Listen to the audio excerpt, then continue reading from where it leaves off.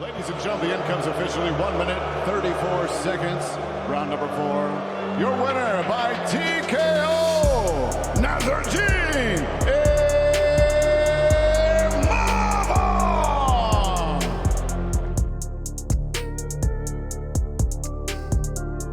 Pertarungan kelas menengah antara peringkat keempat Jared Cannonier dan peringkat ketujuh Nasruddin Imavov menjadi tajuk utama kartu pertarungan UFC pada hari Sabtu kemarin. Nasruddin Imavov berhasil mengalahkan Jared Cannonier, namun banyak penggemar mengklaim bahwa terjadi penghentian lebih awal pada laga tersebut. Seperti apa jalannya pertarungan pada laga kali ini? Tonton sampai selesai.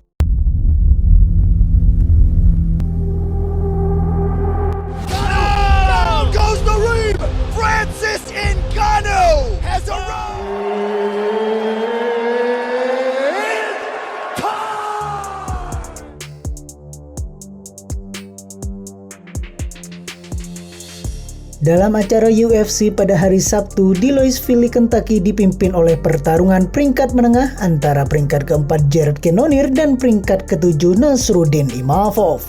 Cannonier memasuki pertarungan dengan modal 2 kemenangan beruntun.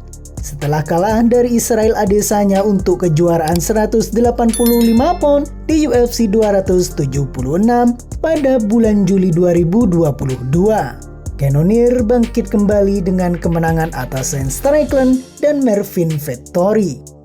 Dia ingin memperpanjang kemenangan beruntunnya melawan Imavov. Di pihak sang lawan, Imavov melangkah ke oktagon setelah meraih kemenangan tipis atas Roman Dolidze dan berusaha terus meraih kemenangan terbesar dalam karirnya. Sejak bel ronde pertama dibunyikan, Cannonier mendaratkan serangan ke badan dengan tangan kanannya setelah sebelumnya menginisiasi serangan kombinasi namun meleset. Imavov merespon dengan serangan baliknya melalui tendangan ke arah kaki Cannonier.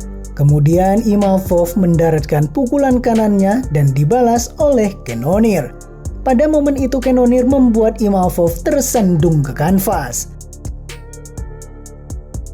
Imavov kembali bangkit dan keduanya saling menjaga jarak. Serangan berlanjut dimulai dengan Cannonier mengincar kaki Imavov dengan sebuah tendangan yang diikuti dengan tendangan lainnya.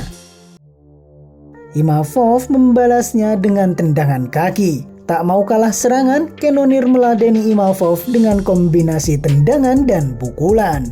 Jelang 2 menit tersisa di ronde pertama, Imavov menangkap tendangan kaki dan menjatuhkan Cannonier. Bermain di bawah, Cannonier tak mau kalah possession. Dia kembali berusaha melepaskan diri dan keduanya saling beradu striking. Ronde pertama ini diakhiri dengan Cannonier berada di posisi clinch, mungkin untuk sedikit memperlambat pergerakan Imavov. Pada ronde pertama ini, MMA Weekly mencatat poin 10-9 untuk Cannonier. Kemudian Cannonier melakukan tendangan kaki untuk memulai tanda ronde kedua dimulai. Imavov membalasnya dengan pukulan jab. Cannonier terus mencoba berinvestasi poin dengan tendangan kaki. Pada ronde ini tampaknya Cannonier dengan cepat mengubah level pertarungan untuk bisa segera mengakhiri pertarungan. Dia menekan Imavov ke arah pagar oktagon. Dan di sanalah keduanya saling bertukar pukulan dan Cannonier menghasilkan pukulan telak. Namun Imavov juga mendaratkan kesempatannya dengan tangan kanannya. Ia mulai menekan Cannonier. Cannonier memulai clinch dan keduanya saling beradu gulat sepanjang ronde. Sesekali Imavov mendaratkan sikutan saat ronde berakhir. Di ronde kedua ini Imavov diunggulkan dengan poin 10-9. Memasuki babak ketiga, Cannonier memulai ronde dengan tipuan tangan kanan yang bersih. Dia menghujam tubuh lawannya itu dengan tangan kanannya. Imavov yang tak ingin kalah berusaha membuat Cannonier lengah. Ia terus mencoba melakukan pukulan tangan kanannya untuk membuka pertahanan lawannya itu. Usahanya membuahkan hasil. Dia mampu membius Cannonier ke kanvas, tetapi Cannonier dengan cepat berusaha bangkit kembali. Kini giliran Cannonier membalikkan posisinya di sepanjang oktagon dengan permainan groundnya.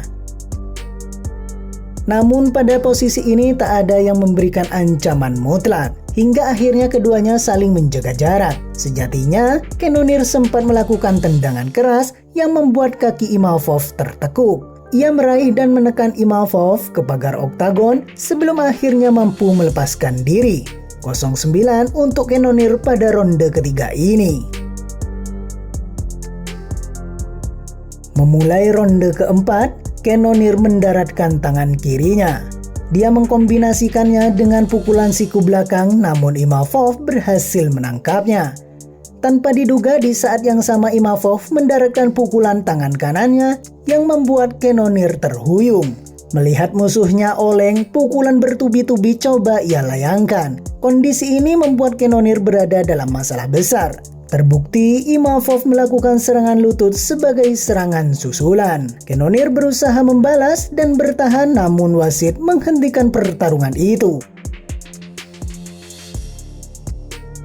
Secara kasat mata, penghentian tersebut merupakan penghentian yang buruk. Namun dengan kepercayaan diri, Cannonier berusaha berdiri dengan tangan terangkat dan dengan cerdas membela diri atas penghentian itu. Secara resmi, penghentian di ronde keempat ini terjadi pada 1 menit 34 detik. Atas penghentian itu, laga berakhir dengan kemenangan TKO untuk Imavov. Namun, hasil itu mengundang komentar miring dari beberapa fans dan pengamat tarung yang dianggap melakukan penghentian terlalu awal. Saat sesi wawancara setelah pertarungan, Imavov merasa bahwa apa yang dilakukan wasit di atas oktagon tadi sudah merupakan tindakan yang tepat. Karena apabila laga itu masih dilanjutkan, maka Cannonier akan mengalami banyak pukulan darinya, dan itu akan mengalami lebih banyak cedera. Congratulations to you. I do have to ask you right off the top, when Jason Herzog stopped the fight, did you think it was a fair stoppage, and what was going through your mind? Absolutely, it was out of the fight, so it was taking a lot of damage. The rule is you have to protect yourself, you have to move intelligently, smart, and he wasn't doing that, so it was taking a lot of damage. It would have taken even more damage, so that was dangerous for him. Selain itu, di kelas bantam si bocah ajaib Raul Rosas Junior tampil menghadapi Ricky Turcios. Meski masih berusia 19 tahun, Rosas telah disebut-sebut sebagai prospek terbaik UFC. Dan petarung bocil ini berpotensi menjadi juara di UFC di masa mendatang. Berdasarkan rekor 8-1 sebelum tampil di UFC Louisville. Pada laganya di UFC Louisville, Rosas memang sempat mengalami kesulitan saat melawan Turcios. Bahkan dia nyaris dikunci dengan teknik rear naked choke di ronde pertama.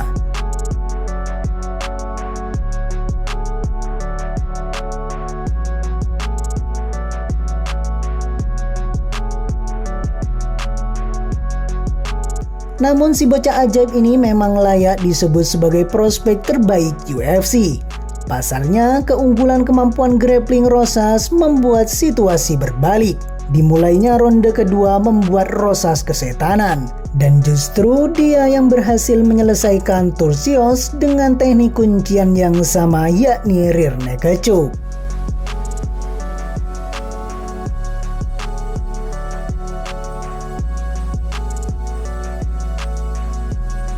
Dengan hasil ini, kini Rosas mulai menanjaki peringkat kelas bantam UFC.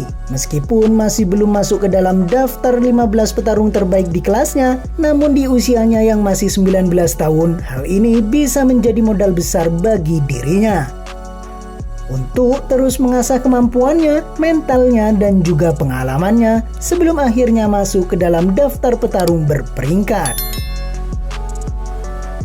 Bagaimana menurut pendapat jamaah Kiblat Fighter terkait hasil dari laga Cannonier dan prospek Rosas Junior di ajang UFC?